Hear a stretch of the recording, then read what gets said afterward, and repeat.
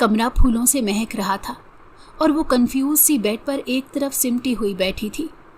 उसने तो तसव्वुर भी नहीं किया था कि ज़िंदगी इस कदर अजीब मोड़ लेकर उसे हैरान कर देगी, जिसको दानिया बचपन से ही लाला कहती और समझती आई थी। उसकी उम्र 19 साल थी, जबकि आज़िब की उम्र 27 साल थी। उनकी शादी कुछ हंगामी हालात की वजह से हो गई थी, लेकिन अब वो बहुत परेशान सी यहाँ बैठी हुई थी, क्योंकि इतनी बच्ची वो भी नहीं थी कि उसको शादी और बाकी हुकूक व फ़राइज़ का मालूम ना होता। इसी वजह से परेशानी से उसका बुरा हाल था कि सिर्फ़ 1 हफ़्ते के अंदर अंदर उसकी शादी हो गई थी और उसने इस शादी के मुतल्लिक कभी तसव्वुर भी नहीं किया था। अपनी आंखों में तो वो कुछ और ख्वाब सजा कर बैठी हुई थी, लेकिन आज़िब से शादी हो जाना एक बहुत ही अजीब इत्तेफाक था। अभी तो ख़ानदान के बहुत से लोगों को इस बात की खबर ही नहीं हुई थी। बाबा को भी क्या ज़रूरत पड़ी थी मेरी उनसे शादी करवाने की, जिनको मैं सारी ज़िंदगी अपना बड़ा भाई समझती रही। उनके साथ शादी कितनी अजीब बात है, सब मुझ पर कितना हंसेंगे। उसका सर बस यही सोच सोच के दर्द से फटा जा रहा था। उसके कमरे के बारे में भी कुछ इल्म नहीं था कि कहाँ ड्रेसिंग रूम है कि वो जाकर चेंज ही कर लेती। यहाँ पर बैठना भी उसकी मजबूरी थी। वो अपनी ही सोचों में गुम थी जब दरवाजे पर खटका हुआ तो आज़िब कमरे में दाखिल हुआ। काले रंग की शेरवानी में मलबूस वो काफ़ी डैशिंग लग रहा था। वो उसके तासुरात जानने की कोशिश कर रही थी कि उसका मूड कैसा होगा, लेकिन अंदाज़ा नहीं कर पाई। गंदमी रंगत, गहरी काली आंखें, खड़ी मगरूर नाक और मूंछों तले उनाबी होंठों पर गहरी खामोशी। वो बेसाख्ता उसे देख रही थी और ऐसा ही कुछ हाल आज़िब का भी था। वो भी खामोशी से इस अप्सरा को देख रहा था। उसने तसव्वुर भी नहीं किया था कि वो दुल्हन बनकर इतनी हसीन लग रही होगी। गो कि वो दोनों दिल के मामलात को काफ़ी मुख्तलिफ थे, लेकिन इस वक्त वो उससे नज़रें नहीं चुरा पा रहा था। देखना आज़िब भाई ने अगर तुम्हें देखा तो वो नज़रें नहीं हटा पाएंगे और उनको पहले ही लम्हे तुमसे मोहब्बत हो जाएगी। जैसे ही उसके कान में अपनी दोस्त का जुमला गूंजा तो सारे वजूद में सनसनाहट सी दौड़ गई। उसका देखना दानिया से देखा नहीं जा रहा था और उसकी शानदार शख्सियत को देखकर तो उसके पसीने ही छूट गए थे। वो छोटे छोटे कदम उठाता बेड की तरफ आया तो दानिया फ़ौरन खड़ी हो गई। क्या हुआ? उसे गैर मुतवक्के तौर पर खड़े होते देखकर आज़िब ने पूछा। वो अभी भी उसे खुमार आलूद निगाहों से देख रहा था। लाला, मेरा दिल घबरा रहा है, मुझे बाहर जाना है। उसकी खौफ से कांपती हुई आवाज़ सुनकर आज़िब शाह का पारा हाई हुआ था, जबकि उसकी जानिब देखने से भी वो कतरा रही थी। खबरदार, जो तुमने आइंदा लाला कहकर हमारा रिश्ता ख़राब करने की कोशिश की तो मैं वो ज़रूर कर दूंगा, जिसके डर से तुम रो रही हो। कहते हुए वो इसके करीब आया था। क्या मतलब? उसकी बात सुनकर वो कांपती हुई आवाज़ में बोली, कुछ नहीं, खामोशी से बेड पर बैठो, किसी भी किस्म का तमाशा मत करना, वरना मुझसे बुरा कोई नहीं होगा। हाथ पकड़कर उसे बेड पर बिठाते हुए वो अब सख्त नज़रों से उसे घूर रहा था तो वो सर हिलाती हुई वहाँ पर बैठ गई। तुम ये बात अच्छी तरह जानती हो कि ये शादी मैंने बहुत मजबूरी में की है। तुम मुझसे किसी किस्म की कोई खुश फहमी की उम्मीद मत रखना, लेकिन ये बात मैं तुम्हें बता रहा हूँ कि मम्मी को तुमसे कोई शिकायत नहीं होनी चाहिए, क्योंकि तुम अच्छी तरह जानती हो कि उनकी ख्वाहिश क्या थी, लेकिन मजबूरी में तुमसे मुझे शादी करनी पड़ गई। वो इंसान जो इसे थोड़ी देर पहले इतनी मोहब्बत से देख रहा था कि पलके झपकना भूल गया था, वो अब ऐसे बात कर रहा था कि जैसे अब कमरे में वो नहीं कोई और मौजूद हो। वो अच्छी तरह जानती थी कि उसका ये रवैया क्यों था, इसीलिए बस खामोशी से सर को हिला दिया। जो भी था वो उसे अपनी जगह पर बिल्कुल ठीक लग रहा था। वो थोड़ी देर उसे सर्द नज़रों से देखता रहा, जबकि फिर नफ़ी में सर हिलाता हुआ ड्रेसिंग रूम में चला गया और दानिया का दिल कर रहा था कि वो इतनी ऊंची आवाज़ में रोए कि उसकी रूह निकल जाए। मोहतरमा, जाकर चेंज कर लो और लाइट ऑफ कर दो, मुझे सोना है।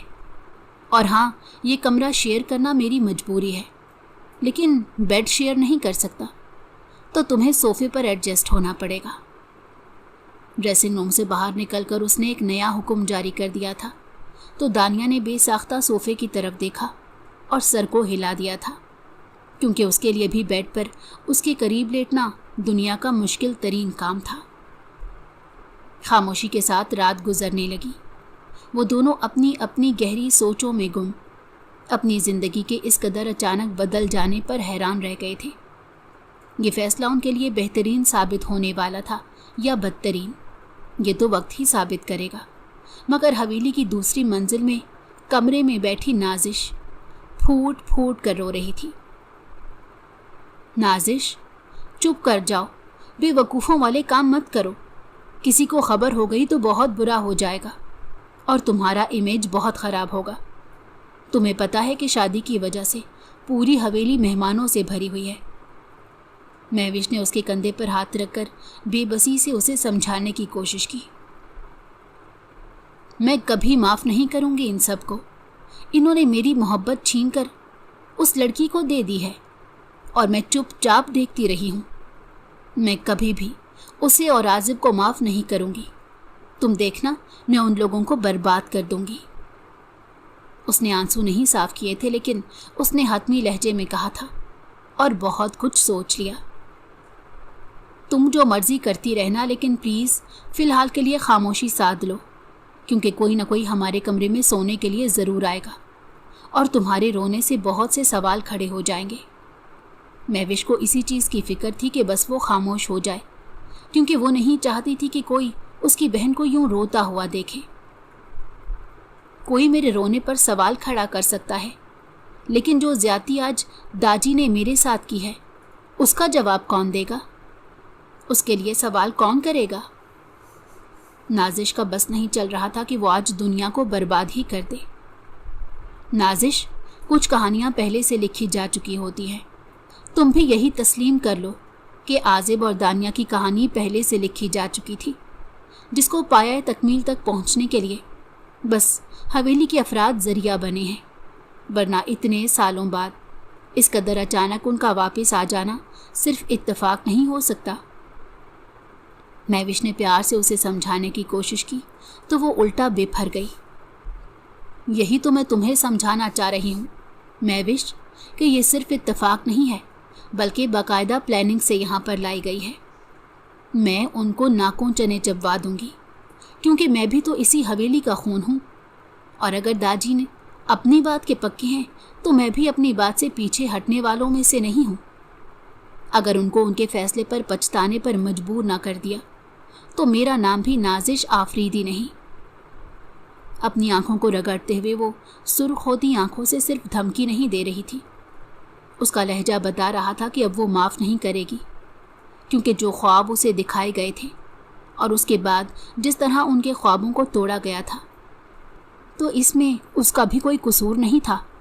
और ये बात तो दानिया और आजिब ने तसव्वुर भी नहीं की थी कि उनकी ज़िंदगी किस तरह अजाब में मुंतकिल होने वाली थी। अगले रोज़ वलीमा था और जब उसकी आंख खुली तो सूरज सर पर चढ़ा हुआ था। सोफे पर खुद को पाया तो चंद ही लम्हों में सब कुछ याद आ गया। उसने बेड की तरफ बेसाख्ता देखा और बेड खाली था, जिसका मतलब था कि मौसूफ वहाँ से जा चुके थे। वो खाली जहन से कितनी ही देर बैठकर पता नहीं क्या सोचती रही थी। ज़िंदगी किस तरह से बदल गई थी। वो ड्रेसिंग टेबल के शीशे के सामने खड़ी खुद को देख रही थी और किसी और की सोच में पहुंची हुई थी, जब बाथरूम का दरवाज़ा खुला और पीछे से वो नाजिल हुआ और उसके ऐन पीछे आकर खड़ा हो गया कि इस दान पान सी लड़की का वजूद उसके पीछे छुप सा गया। वो डरते हुए ही आईने में उसे देख रही थी। इतनी खूबसूरत तो नहीं हो तुम कि तुमसे नज़र ही ना हटे, यानी आईने के सामने खड़े होकर जैसे तुम खुद को देख रही हो। वो तंजिया लबू लहजे में कहता हुआ उसका दिल एक बार फिर से तोड़ गया। आपको हसीन लग भी नहीं सकती, क्योंकि मैं नाजिश तो नहीं हूँ। پتہ نہیں کیسے اس کی زبان پھسل گئی اور وہ باتھ روم کی طرف جاتے ہوئے بے ساختہ ہی کہہ اٹھی، جبکہ اس کے ماتھے کی رگیں تن گئیں اور ایک ہی جست میں آگے بڑھ کر اس نے بازو پکڑا اور اپنی جانب گھسیٹا تو وہ اس کے سینے سے آن ٹکرائی۔ اپنی حد میں رہنا، ذرا سی بھی حد کراس کرنے کی کوشش کی تو میں تمہارا وہ حال کروں گا جو تم نے تصور بھی نہیں کیا ہوگا، اور اس کو میری دھمکی مت سمجھنا دانیہ آفریدی۔ اس کے منہ کو اپنے بائیں ہاتھ میں جکڑتے ہوئے جس طرح اس نے کہا تھا تو دانیہ کی روح تک کام گئی تھی۔ وہ گو کہ بہت صاف گو تھی، لیکن بھول گئی تھی کہ مد مقابل بھی عازب تھا۔ میری بات سمجھ میں آئی ہے یا نہیں؟ اس کا بازو مروڑتے ہوئے وہ غصے سے کہہ رہا تھا۔ جی جی آ گئی ہے، میرا بازو چھوڑیں، مجھے درد ہو رہا ہے۔ نہ چاہ کر بھی اس کی آنکھوں میں نمی آ گئی تھی۔ مجھ سے ابھی سوری کہو اور 50 بار کہو۔ اس کی اس انوکھی فرمائش پر وہ حیرانی سے اس کو دیکھ رہی تھی کہ شادی کے اگلے ہی روز وہ کس قدر عجیب انداز میں اس سے فرمائش کر رہا تھا۔ جی؟ وہ صدمے سے اسے دیکھ رہی تھی۔ میں نے بہت کم سزا رکھی ہے اور کہا ہے کہ 50 بار گن کر مجھے سوری کہو۔ اگر سوری نہیں کہو گی تو پھر میں جو کروں گا اس پر میں سوری نہیں کہوں گا۔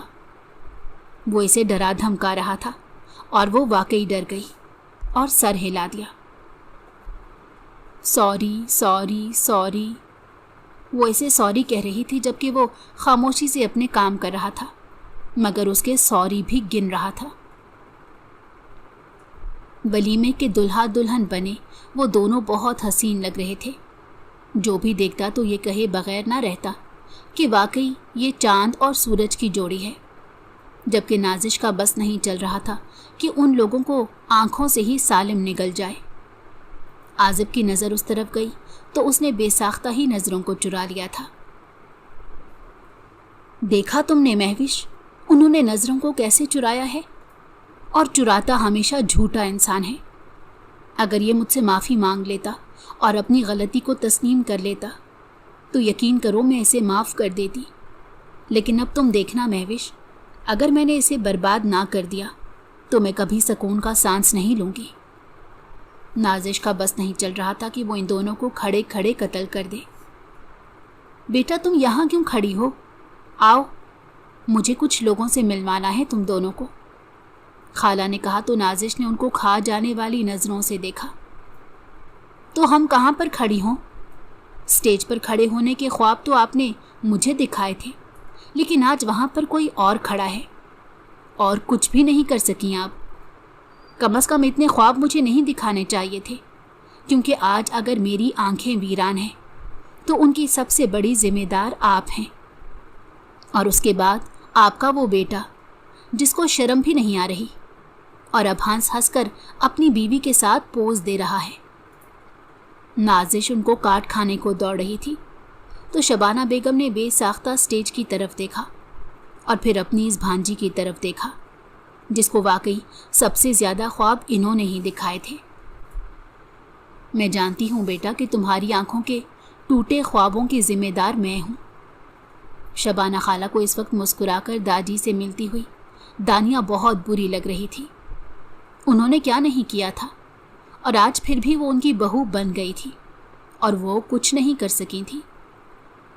آپ کے چاہنے یا نہ چاہنے سے مجھے کوئی فرق نہیں پڑے گا خالہ۔ نازش کی آنکھوں سے آنسو ٹوٹ کر گرا جو کہ خالہ کے دل پر گرا تھا۔ کیا ہو گیا نازش؟ بے وقوف مت بنو۔ مہوش نے اس کے ہاتھ پر اپنا ہاتھ رکھ کر دبایا کیونکہ وہ خالہ کو پریشان نہیں کرنا چاہتی تھی۔ تم فکر مت کرو نازش، ابھی تو داجی کے فیصلے کی وجہ سے ہم مجبور ہو گئے تھے، لیکن تم دیکھنا چند مہینوں کے اندر اندر اگر میں نے اس لڑکی کو حویلی سے نکال باہر نہ کیا تو میرا نام بھی شبانہ نہیں ہوگا۔ ان کی آنکھوں میں عزم چمکنے لگا تھا اور فوراً ہی انہوں نے یہ فیصلہ کر لیا تھا اور سوچ لیا تھا کہ ہر حال میں وہ اس پر عمل پیرا ہو کے رہیں گی۔ خالہ آپ اس کی باتوں میں مت آئیں، جو ہو چکا ہے وہ قسمت کا کھیل تھا۔ مہوش نہیں چاہتی تھی کہ دانیہ کے ساتھ کسی بھی قسم کی زیادتی ہو، کیونکہ اس نے دیکھ لیا تھا کہ وہ معصوم سی لڑکی تھی، اسی لیے اس نے اپنے تئیں منع کرنے کی کوشش کی اور نازش نے اسے کھا جانے والی نظروں سے دیکھا۔ تبھی شبانہ بیگم کو کسی نے بلایا تو وہ ان دونوں کو اپنی طرف آنے کا اشارہ کرتے ہوئے اس طرف چلی گئی۔ تم اپنا منہ بند رکھا کرو خالہ کے سامنے، میری بہن ہو تو میری بہن بن کر رہو۔ زیادہ اس دانیہ کی سائیڈ لینے کی کوشش کی تو میں تمہارے ساتھ وہ کروں گی کہ تم تا قیامت بھول نہیں سکو گی، کیونکہ تم بہن نہیں بن سکو گی تو پھر مجھے بھی دشمن بنتے ہوئے ذرا وقت نہیں لگے گا۔ نازش نے ہاتھ اٹھا کر تنبیہ کی اور پھر خود چھوٹے چھوٹے قدم اٹھاتی خالہ کے پیچھے چلی گئی۔ قاسم آفریدی یعنی داجی کے 3 بچے تھے۔ ان کے بڑے بیٹے کا نام اسلم تھا، دوسرے کا نام اکرم تھا اور تیسرے بیٹے کا نام مکرم تھا۔ داجی نے تینوں کی شادیاں اپنی مرضی سے کرنا چاہی۔ اکرم اور اسلم کی شادیاں بیک وقت اپنی بھانجیوں سے کر دیں، جبکہ وہ مکرم کی شادی بھی اپنی اسی بہن کی بیٹی سے کرنا چاہ رہے تھے، لیکن وہ کسی طور بھی اس شادی کے لیے راضی نہیں ہو رہے تھے۔ سب نے ان کو بہت سمجھایا تھا۔ شبانہ بیگم کا بھی شدید دل تھا کہ وہ اپنی سب سے پیاری بہن کو اپنے اسی دیور کے لیے بیاہ کر لائیں، جو کہ ان کا کزن بھی تھا اور سب بہن بھائیوں میں سب سے خوبصورت اور لائق فائق وہی تھا۔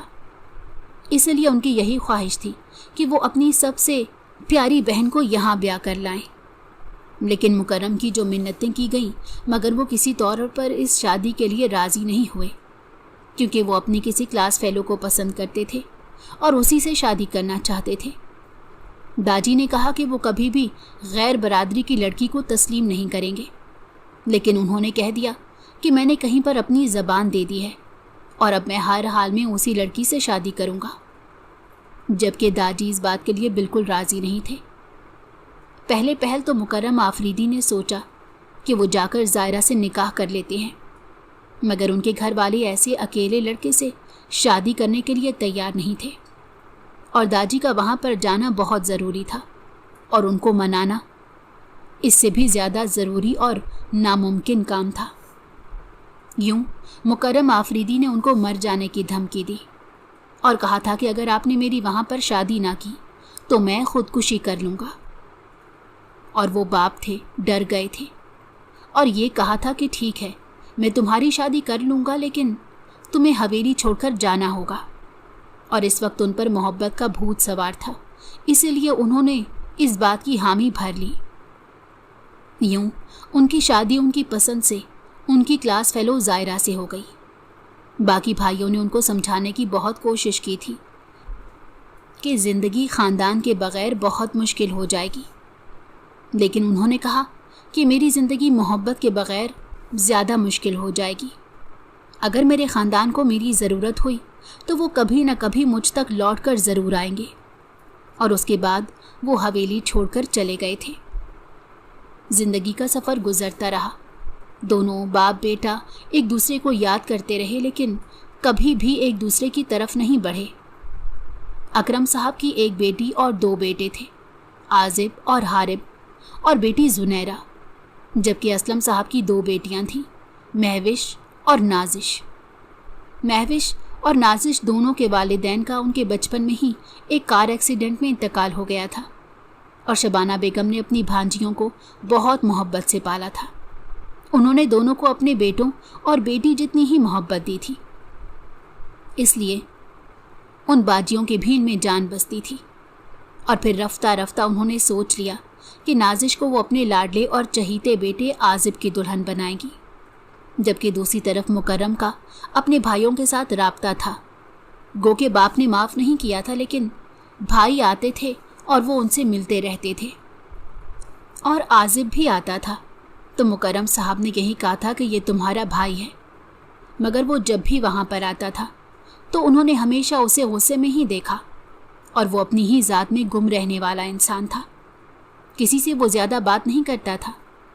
زائرہ چچی اگر کبھی اسے اس کی پسند ناپسند کے کھانے پوچھتی کہ بنا لیں تو وہ بھی بس خاموشی سے دیکھتا تھا، اور یہی لگتا تھا کہ جیسے اسے بات کرنا پسند نہیں ہے، جبکہ دوسری طرف نازش اس کے لیے دل میں بہت سے خواب پال رہی تھی और शबाना बेगम ने भी उसे बता दिया हुआ था कि उसकी शादी जब भी होगी नाजिश से ही होगी, और इसे भी ज़ाहरी तौर पर इस बात पर कोई एतराज़ नहीं था, चूँकि नाजिश खूबसूरत और पढ़ी लिखी लड़की थी और उसकी माँ की ख्वाहिश थी, और अपनी माँ की कोई भी ख्वाहिश हो वो कभी भी टालना नहीं चाहता था, इसलिए उसने कभी भी उनको मना नहीं किया था। नाजिश के साथ भी उसका अच्छा ताल्लुक़ था, क्योंकि अब जाहिर है अगर माँ को पसंद थी तो जाहिर सी बात है कि वो सबको पसंद करनी पड़ती। वैसे भी अपनी ज़ात में गुम वो बहुत कमगो इंसान था, जबकि दूसरी तरफ महविश का रिश्ता हारिब से हो गया था। लेकिन एक रोज़ मुकर्रम आफरीदी हवेली में आए, दादा जान से माफ़ी मांगी क्योंकि उनकी बीवी का इंतकाल हो चुका था और ख़ुद वो दिल के मरीज़ थे। उन्होंने दादा जान से कहा कि मैंने मोहब्बत तो पा ली, लेकिन बाकी रिश्तों के बग़ैर मैं बहुत खोखला हो गया हूँ, इसलिए मैं बस इतना चाहता हूँ कि मेरी बेटी को हवेली का नाम दे दिया जाए। तो दादा जान बेटे को देखकर पागल हो गए थे और कहा था कि तुम फिक्र मत करो, तुम्हें कुछ नहीं होगा। लेकिन उन्होंने कहा कि मुझे नहीं लगता मैं ज़्यादा अरसा जी पाऊँगा, और उन्होंने एक अजीब सी ख्वाहिश सामने रखी थी कि अपने किसी भी पोते के साथ मेरी बेटी का निकाह कर दें। और दादा जान ने भी जब दानिया को देखा तो उनका दिल पिघल कर रह गया था। ये मासूम सी बच्ची उनके ख़ानदान की बेटी थी और वो उसे ज़माने की ठोकरें खाने के लिए नहीं छोड़ सकते थे, क्योंकि जो भी गलती थी उसके वालिदैन ने की थी, उसने नहीं की थी, और उसकी सज़ा वो इसे नहीं दे सकते थे। उन्होंने फ़ौरन कहा कि तुम फिक्र मत करो, मैं फ़ौरन ही अपने चहीते पोते आज़िब से कहूँगा, वो कभी भी इस बात से इनकार नहीं करेगा। और फिर दाजान ने जैसे ही ये बात कही कि मैंने फ़ैसला किया है कि आज़िब का निकाह मुकर्रम की बेटी दानिया से कर दिया जाए, तो हॉल में बैठे हुए तमाम नफूस को गोया सांप सूंघ गया। शबाना बेगम ने आंखों ही आंखों में शौहर को देखा और नफ़ी में सर हिलाया, क्योंकि उन्होंने बहुत पहले से ही नाजिश को उसकी दुल्हन के रूप में तस्वुर किया हुआ था, और वैसे भी उन्हें वो लड़की किसी भी कीमत पर कबूल नहीं थी, और ना ही वो इसे पसंद करती थी, क्योंकि उसकी माँ से उनके देवर ने उनकी बहन को धुतकार कर शादी की थी, और अपने चहीते बेटे के लिए वो कभी भी इस लड़की का हाथ नहीं मांग सकती थी, जबकि भाइयों को इस बात पर कोई एतराज़ नहीं था। अलबत्ता जब ये बात आज़िब से की गई तो वो चुप कर गया था, और शबाना बेगम को इस बात का यकीन था कि वो इनकार करके आएगा, क्योंकि वो ख़ुद दाजान के फ़ैसले से इख्तलाफ करने की हिम्मत नहीं रखती थी। इसीलिए उन्होंने सोचा था कि उनका बेटा उनका मान कभी नहीं तोड़ेगा। लेकिन जब वो कमरे से आया और उसने कहा कि दादा जान ने मुझे मजबूर कर दिया है और मैं कुछ नहीं कर सकता, तो महविश, नाजिश और शबाना बेगम ने इंतहाई दुख से उसे देखा। तुम जाकर दाजान से कह दो कि तुम ये शादी नहीं कर सकते क्योंकि तुम नाजिश को पसंद करते हो। उनके कहने पर इसने गहरी सांस ली। मैंने उनको बहुत कुछ बताने की कोशिश की है, लेकिन उन्होंने मेरे आगे हाथ जोड़कर मुझे मजबूर कर दिया है और मैं कुछ भी नहीं कर सकता। और अब मैं आपके आगे हाथ जोड़कर माफ़ी मांग रहा हूँ कि आप अपने बेटे को माफ़ कर दीजिएगा। वो वहाँ से चला गया, जबकि सब पर गोया हवेली की छत ही टूटकर गिर गई। दूसरी जानिब जब दानिया को इल्म हुआ कि जिस इंसान को वो बचपन से अपना भाई समझती आ रही थी अब इससे उसका निकाह हो रहा था, तो उसने इख्तलाफ करने की बहुत कोशिश की। बाबा को बहुत समझाया, मगर वो कोई बात सुनने को तैयार नहीं थे और कहा था कि मेरे फैसले पर यकीन रखो, ये फैसला तुम्हें ज़िंदगी की हर खुशी दे देगा। बाबा देखें वो नाजिश को पसंद करता है। वो 1-2 बार हवेली में आई थी और ये बात जान चुकी थी। बेटा, ये पसंद नापसंद कुछ नहीं होती। दादी ने यह फैसला किया है और मैं एतराज़ नहीं कर सकता, क्योंकि अगर मैंने अब की बात को एतराज़ किया तो वो मुझे कभी माफ़ नहीं करेंगे। बेटा, अपने बाप की माफ़ी तुम्हारे हाथ में है, मैं तुम्हें फोर्स नहीं करूँगा। ये कहकर वो उसे जंजीरों में कैद करके वहाँ से चले गए और उसके पास भी सिवाय शादी करने के और कोई भी चारा बाकी नहीं बचा था। यूं शादी हो गई थी। कई दिन गुजर गए थे और वो कमरे में बैठी हुई सोच रही थी कि ज़िंदगी उसके साथ क्या करेगी। सारा दिन वो घर के काम करती रहती थी। शबाना बेगम ने उसे गोया हवेली की नौकरानी बनाकर रख दिया था, क्योंकि मुकर्रम साहब तो वापस शहर चले गए थे और उन्होंने सोचा था कि वो आहिस्ता आहिस्ता अपना बिजनेस यहाँ पर सेटअप करेंगे। और दाजान सारा दिन डेरे पर होते थे, जबकि बाकी सब अपने दफ्तर में होते। और आजिब भी सुबह का गया रात को लौटता था। सो कोई भी उसका पुरसाने हाल यहाँ मौजूद नहीं था कि जो उसकी हालत देखकर उस पर तरस खा सकता। और आजिब तो माँ का चमचा था। माँ जैसा कहती, जो कहती, वो उनकी बात पर आंखें बंद करके यकीन कर लेता। वो सोच रही थी कि बाबा ने जल्दबाजी में शायद ये फैसला गलत कर दिया है। तभी झटके से कमरा खुला तो आजिब कमरे में दाखिल हुआ और वो बेसाख्ता उठकर खड़ी हो गई। तुम्हें मम्मी कितनी देर से बुला रही हैं और तुम यहाँ बैठी हुई हो? मैंने तुम्हें पहले दिन भी कहा था कि मेरी ज़िंदगी में तो तुम्हारी कोई जगह नहीं, लेकिन मम्मी के दिल में तुम्हें जगह बनानी पड़ेगी, क्योंकि तुमने अगर उन्हें हर्ट किया तो याद रखना कि मुझसे बुरा कोई नहीं होगा। वो कमरे में आते ही गुस्से से चिल्ला उठा। मैं अभी थोड़ी देर पहले कमरे में आई हूँ, वो दुख से कह रही थी, क्योंकि उसे मालूम था कि वो इस पर यकीन नहीं करेगा। तो क्या मेरी माँ झूठ बोल रही है? वो इसे काट खाने को दौड़ रहा था, क्योंकि थोड़ी देर पहले ही शबाना बेगम बहुत ज़्यादा रोई थी कि उन्होंने अपनी मरहुमा बहन से किया हुआ वादा पूरा नहीं किया था और उसकी वजह सिर्फ और सिर्फ आजिब था और वो उसे शदीद नाराज़ थी। और इस सारी फ्रस्ट्रेशन को उसने दानिया के ऊपर निकाला था। उसने इससे बहुत ज़्यादा डांटा, बल्कि ये कहना मुनासिब होगा कि उसे बेइज्जत किया था। और कमरे के बाहर खड़ी नाजिश को इस बात की बहुत ज़्यादा खुशी हुई थी। उसको हकीकतन शबाना बेगम और नाजिश ने नौकरानी बनाकर रख दिया था। महविश तो वापस अपने हॉस्टल चली गई थी। वो इस्लामाबाद में हॉस्टल में रहती थी और वहाँ पर ही वो अपनी तालीम मुकम्मल कर रही थी। वो अगर यहाँ पर होती तो शायद इसका कोई हल निकल आता। दिन गुजरते चले जा रहे थे और उसकी इस घर में वैल्यू ज़ीरो से ज़ीरो होती जा रही थी और उसे एक ज़रा मौका नहीं मिलता कि वो आजिब के दिल में जगह बनाने के लिए कोई ज़रा सी कोशिश नहीं कर ले, क्योंकि सांस हवासों पर सवार हो चुकी थी। उसे कुछ समझ नहीं आता था कि वो क्या करे, क्योंकि वो जो भी करती थी वो इस काम में कोई ना कोई नुक्स निकाल के उसकी बहुत ज़्यादा इंसल्ट करती थी।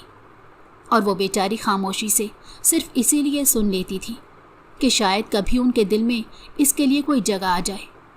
लेकिन आजिब तो उसकी इन तमाम कोशिशों और सरगर्मियों से नाआशना था। शाम को हमें एक पार्टी में जाना है, तो खुदा के लिए अच्छी सी तैयार हो जाना, क्योंकि लोगों को कहीं ना कहीं से मालूम हो ही गया है कि मैं शादीशुदा हूँ। तो अब उन्होंने भी मुझे इस पार्टी में बुलाया जहाँ सिर्फ मैरिड लोगों को आने की इजाज़त है। उसने सुबह दफ्तर जाने से पहले इंतहाई कड़वे लहजे में उससे मुखातिब होते हुए कहा था, तो वो इस बात पर ही बहुत ज़्यादा खुश हो गई थी और उसे यकीन दिलाया कि वो वाकई उसकी तवक्को के मुताबिक तैयार होगी। लेकिन उसे क्या मालूम था कि साजिशें किस तरह उसका पीछा कर रही हैं। सारे काम जल्दी जल्दी करने के बाद वो कमरे में आ गई और जो फ़्रॉक उसने शहर से ली थी, काले रंग की फ़्रॉक, बहुत खूबसूरत थी। तो उसने सोचा कि वो इसका इस्त्री कर लेती है और वो यही पहन कर वहाँ जाएगी। वो बस इसी बात पर खुश थी कि वो अपने शौहर के साथ जाएगी। जो भी था, इतना अरसा गुजर जाने के बाद आजिब उसे बहुत अच्छा लगने लगा था, क्योंकि एक तो उसकी शख्सियत ऐसी थी और दूसरा निकाह के बोलों में इतनी ताकत होती है कि वो अपना आप मनवा ही लेते हैं। लेकिन पता नहीं क्यों आजिब की तरफ ऐसा कुछ नहीं हुआ था। उसने सोचा कि इसे शादी के बाद पहला मौका मिल रहा है तैयार होने का, तो वो इसका भरपूर फ़ायदा उठाएगी, क्योंकि उसका बेवकूफ़ शौहर ये बात नहीं जानता था कि उसकी सास ने सख्ती से मना किया था कि जब शौहर घर पर आएगा तो वो सज संवर कर नहीं रहेगी, वरना वो उसके शौहर को इससे बदगुमान कर देंगी। और इसी डर से वो कभी भी तैयार नहीं हुई थी। उसने फ़्रॉक इस्त्री किया तो तभी नाजिश वहाँ पर आ गई और बड़े ही मीठे लहजे में उसकी हमदर्द बनते हुए लबों पर मुस्कुराहट सजाई। हेलो प्रीति, क्या कर रही हो? नाजिश ने हमेशा अपना रवैया उसके साथ बड़ा ही मीठा रखा था, लेकिन खाला को बराबर उसके खिलाफ भड़काती रही। शाम को आजिब ने कहा है कि हमें पार्टी में जा रहे हैं, तो उसके लिए अपने कपड़े इस्त्री कर रही हूँ। वो मुस्कुराकर बोली, क्योंकि उसे लगता था कि इस घर में उसकी वाहिद हमदर्द नाजिश है। दाजान तो बहुत मसरूफ़ हो गए थे। उनके साथ तो उसकी हफ्तों बाद मुलाकात होती थी, क्योंकि वो ज़्यादा वक्त डेरे पर ही गुजारते थे और रात को देर गए तक लौटते थे। अरे वाह, यानी कि आज शौहरे नामदार पर बिजलियां गिराने का इरादा है, इसने मुस्कुराकर कहा, तो वो भी ब्लश होती हुई बस सर झुकाकर कपड़े इस्त्री करने लगी। तुम बहुत प्यारी हो, और यकीन करो मैं तुम्हें एक मशवरा दूंगी कि तुम खाला जान की हर बात माननी चाहिए। देखना, बहुत जल्द उनका दिल मोम हो जाएगा, और जैसे खाला का दिल मोम होगा तो आजिब का दिल खुद ब खुद नरम हो जाएगा। वो शैतानी चाल चलती हुई उसे समझाने लगी, और उसके बाद वो खुद खाला के पास चली गई, क्योंकि उनका अपना दिमाग तो इतना गलत कामों में नहीं चलता था। सारी साजिशें नाजिश ही उनको बताती थी। शाम को जब वो तैयार हो गई तो नाजिश ने उसे आकर पैगाम दिया कि उसे खाला बुला रही हैं, तो वो फ़ौरन वहाँ पर चली गई। तुम इतनी सज संवर कर कहाँ पर जा रही हो? उन्होंने सर ता पैर से देखा, जो इस वक्त ज़रा सी सज संवर कर क़यामत ढा रही थी, और अगर ये इस तरह उनके बेटे के सामने चली जाती तो यकीनन वो दिल हार बैठता, और उनको ये सौदा मंजूर नहीं था। उन्होंने कहा है कि शाम को एक पार्टी में जाना है, तो उनके आने से पहले मैं तैयार हो जाऊं, इसने झिझकते हुए बताया था। और किसकी इजाज़त से वहाँ पर जा रही हो? उन्होंने गुस्से से खा जाने वाली नज़रों से इसे देखते हुए अबरू इकट्ठे किए। नाजिश वहाँ से पहले ही रफू चक्कर हो चुकी थी, क्योंकि वो सालसी का किरदार अदा नहीं करना चाह रही थी। जी? उसको इनकी बात समझ में नहीं आई थी कि जब उसका शौहर कहकर जा चुका था तो उसे मज़ीद किसकी इजाज़त की ज़रूरत थी। तुम जाकर चेंज करो, और अगर तुम्हें आजिब ने फ़ोर्स किया तो तुम खुद इनकार करोगी कि तुम इस पार्टी में नहीं जाना चाहती, क्योंकि तुम्हें पार्टीज़ में जाना पसंद नहीं है, और अगर तुमने मुझे डबल क्रॉस करने की कोशिश की तो तुम्हें अच्छी तरह मालूम है कि मेरा बेटा मुकम्मल तौर पर मेरे कंट्रोल में है। याद रखना कि मैं उसे तुम्हारे ख़िलाफ़ ऐसा करूँगी कि वो तुम्हें फ़ौरन तलाक दे देगा। इसलिए वो अभी आने वाला होगा, और जाकर कमरे में चेंज करो, और वो चाहे जितना भी तुम्हें फ़ोर्स क्यों ना कर ले, तुम उसके साथ नहीं जाओगी। उन्होंने इसे धमकी दी तो वो डर गई और फिर कमरे में चली गई और फ़ौरन जाकर चेंज कर लिया। उसे आजिब के गुस्से का भी डर लग रहा था, लेकिन वो उसे खोना भी नहीं चाहती थी। तुम अभी तक तैयार नहीं हुई? मैंने तुम्हें बताया था कि मैं आऊँगा, तो पहले ही देर हो चुकी होगी। सिर्फ तुम्हें पिक करने के लिए घर पर आऊँगा। तुम्हें मेरी बात एक बार समझ में नहीं आती? उसे सादा से होलिये में बैठा देखकर वो शदीद गुस्सा कर गया, और वो अंदर ही अंदर उसके गुस्से से सहम गई थी। मैं पार्टीज़ में नहीं जाना चाहती, और मुझे पार्टीज़ में जाना बिल्कुल पसंद नहीं, इसलिए मैं नहीं जाऊंगी। वो कह तो बहुत नडर अंदाज में रही थी, लेकिन अंदर ही अंदर उसका दिल कांप रहा था, क्योंकि इसके गुस्से का उसे अच्छी तरह इल्म था। तुम्हारा दिमाग तो दुरुस्त है ना? वो इसे और खा जाने वाली नज़रों से देखते हुए कह रहा था।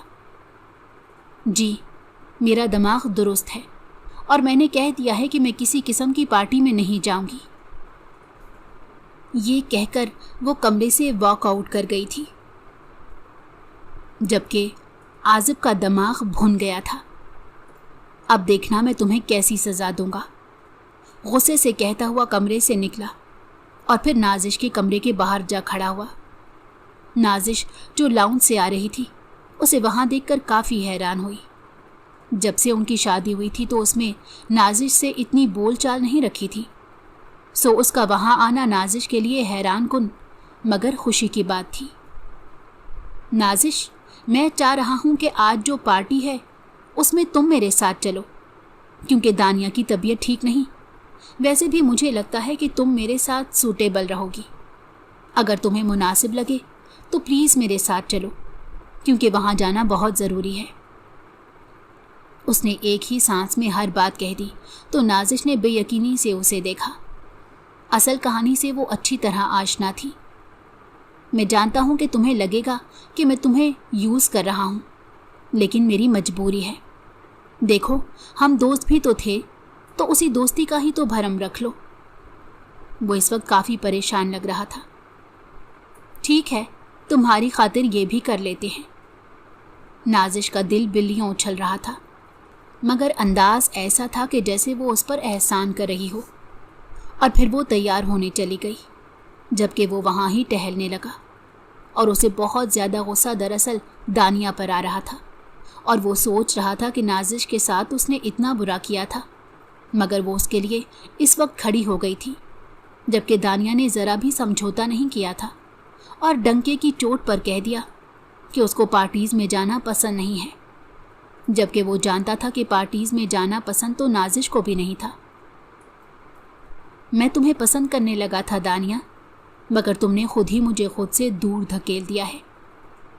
उसके बाद वो नाजिश के साथ पार्टी पर चला गया, जबकि दानिया कमरे में बैठकर बहुत ज़्यादा रोती रही। उसका बस नहीं चल रहा था कि पता नहीं वो क्या कर दे। सिर्फ यही वाक़या नहीं हुआ था, उसके बाद भी यके बाद दीगरे कई वाक़ये ऐसे हो गए थे कि वो इससे बहुत ज़्यादा बदगुमान रहने लगा। मामा, आप भाई के साथ गलत कर रही हैं। आप नाजिश के साथ हुई किस्मत की ज़्यादती का बदला भाई से क्यों ले रही हैं? आप अच्छी तरह जानती हैं कि वो दानिया को पसंद करते हैं। जुनैरा जो काफ़ी हफ्तों बाद हॉस्टल से वापस आई थी, और उसने जब कुछ दिन घर में रहकर सब कुछ ऑब्ज़र्व किया तो उसे माँ का रवैया बहुत बुरा लगा, क्योंकि उसे भी महविश की तरह दानिया बेज़रर और मासूम सी लड़की लगी थी। मैं तुम्हारी माँ हूँ, सो तुम्हें मेरी माँ बनने की कोई ज़रूरत नहीं। मैं जो भी कर रही हूँ सोच समझ कर रही हूँ, और तुम्हारे भाई के भले के लिए ही कर रही हूँ, इसीलिए तुम्हें बीच में बोलने की कोई ज़रूरत नहीं। उन्होंने इसे टोक दिया, जबकि उसने तहैया कर लिया था कि वो अपने भाई की ज़िंदगी को ख़राब नहीं होने देगी। भाई, मुझे आपसे बात करनी है। वो उनके कमरे में गई तो दानिया भी बेड पर सामने ही बैठी हुई थी, और इसे देखकर वो उठकर वहाँ से जाने लगी कि दोनों बहन भाई बात कर लें। नहीं भाभी, आप भी यहाँ पर ही बैठे। जो बात मैं आपको बता रही हूँ उस पर शायद आपको यकीन नहीं आएगा, इसलिए मैंने वीडियो बनाई है। अगर आपको अपनी बहन पर यकीन ना हो तो आप वीडियो देख लीजिएगा, जो मैंने व्हाट्सएप पर आपको शेयर की है। उसने तमहीद बांधने के बाद अपने भाई को देखा। इस बात में कोई शक नहीं है कि नाजिश मुझे बहुत पसंद थी, और मैंने हमेशा यही सोचा था कि वो मेरी भाभी बनकर आएगी। वो लाख उसे नाजिश के साथ जेलस करवाता, लेकिन वो उस जिक्र पर गैर आरामदेह महसूस करने लगा। लेकिन भाई, किस्मत ने कुछ और सोचा हुआ था, और दानिया भाभी और आपका कपल बहुत प्यारा है। जिस तरह लापरवाह और ज़िद्दी सी दानिया आपके सामने आती है, हकीकतन ऐसी नहीं है। नाजिश ने इसके जहन में ये बात डाल दी थी कि आप मामा की हर बात मानते हैं, सो अगर वो आपके दिल में घर करना चाहती है तो उसे मामा की हर बात माननी होगी, और वो इसे आपकी ज़िंदगी से निकाल कर नाजिश की आपसे शादी करवाना चाहती हैं। शुरू में मुझे भी दुख हुआ था, लेकिन दानिया बहुत अच्छी है और सारा दिन घर के काम भी यही करती है। मम्मी आपको जो इसके ख़िलाफ़ बातें करती हैं वो ख़ुद से करती हैं। मैं सच कह रही हूँ कि दानिया बहुत अच्छी लड़की है। वो सिर्फ मम्मी के प्रेशर में आकर ये सब कुछ कर रही है, क्योंकि बेवकूफ़ लड़की आपके दिल में जगह बनाने के लिए आपके ही ख़िलाफ़ जा रही है। प्लीज़ अपने रिश्ते को बचा लें। ये कहकर चंद सानिये एक दूसरे को देखते रहे, और फिर वो वहाँ से चली गई तो उसने फ़ौरन व्हाट्सएप खोला, जिसमें दानिया के साथ मामा का सलूक भी देखा, तो अपना सर पकड़ कर बैठ गया। مجھے معاف کر دو۔ اس نے دانیہ کے آگے فوراً ہاتھ جوڑے، جبکہ وہ بے یقینی سے اسے دیکھ رہی تھی، کیونکہ اس نے تو تصور بھی نہیں کیا تھا کہ وہ اتنی جلدی مان جائے گا۔ آئی لو یو، وہ بے ساختہ کہہ اٹھا، جبکہ وہ بے یقینی سے اسے دیکھ رہی تھی۔ تم مجھے اپنا بھائی سمجھتی تھی، لیکن میں نے تمہیں کبھی اپنی بہن نہیں سمجھا تھا۔ میں ہمیشہ سے ہی تم سے بہت محبت کرتا رہا تھا۔ داجان نے مجھ پر فیصلہ چھوڑا تھا، انہوں نے مجھ پر کوئی زبردستی نہیں کی تھی۔ تم سے میں نے اپنی مرضی سے شادی کی تھی، لیکن تم نے یہ ساری بے وقوفیاں کر کے مجھے خود سے دور کیا ہے۔ لیکن میری بھی غلطی ہے کہ تمہیں اس گھر میں ایڈجسٹ ہونے کے لیے کسی کا تو سہارا چاہیے تھا۔ تم نے ممی کو بنا لیا، لیکن تم نے جتنی جنگ لڑنی تھی لڑ لی۔ اب تمہاری جنگ میں لڑوں گا، اور بہت جلد ممی کے دل میں تمہاری جگہ میرے ذریعے بنے گی۔ بس مجھے معاف کر کے مجھے قبول کر لو۔ اس نے ہاتھ جوڑے تو دانیہ پتہ نہیں کیوں رونے لگی۔ اس نے کب تصور کیا تھا کہ اتنی اچانک سب کچھ ٹھیک ہو جائے گا۔ اس نے فوراً عازب کے کندھے پر سر رکھا تو اس نے اس کے ماتھے پر لب رکھ دیے۔ زندگی جیسے بدل سی گئی۔ تبھی زنیرہ کمرے میں آ گئی تو وہ دونوں الگ ہوئے۔ اوہ سوری، میں سمجھی ابھی آپ لوگ لڑائی کر رہے ہوں گے، لیکن آپ لوگ تو بڑے فاسٹ نکلے۔ عازب نے گھورا تو اس نے صفائی پیش کی۔ وہ سوری، میرا فون وہاں پر رہ گیا تھا، لیکن میں نے کچھ نہیں دیکھا۔ وہ فون اٹھا کر شرارتی انداز میں کہتی ہوئی وہاں سے چلی گئی تو وہ دونوں ہنس پڑے، جبکہ وہ بلش کر دی اور پھر فوراً اس کے کندھے پر سر رکھ دیا، جبکہ وہ بھی اس کے گرد بازو کا گھیرا تنگ کرتے ہوئے مسکرا دیا۔ جب کبھی معلوم ہو کہ ہم غلطی پر ہیں تو غلطی تسلیم کر کے زندگی کو یوں ہی خوبصورت بنایا جا سکتا ہے۔ اگر آپ کو ہماری کہانی پسند آئی ہو تو ہمارے چینل کو لائک کریں اور سبسکرائب کر دیں۔ بیل نوٹیفیکیشن کو بھی آن کر دیں تاکہ ہماری آنے والی ہر مزیدار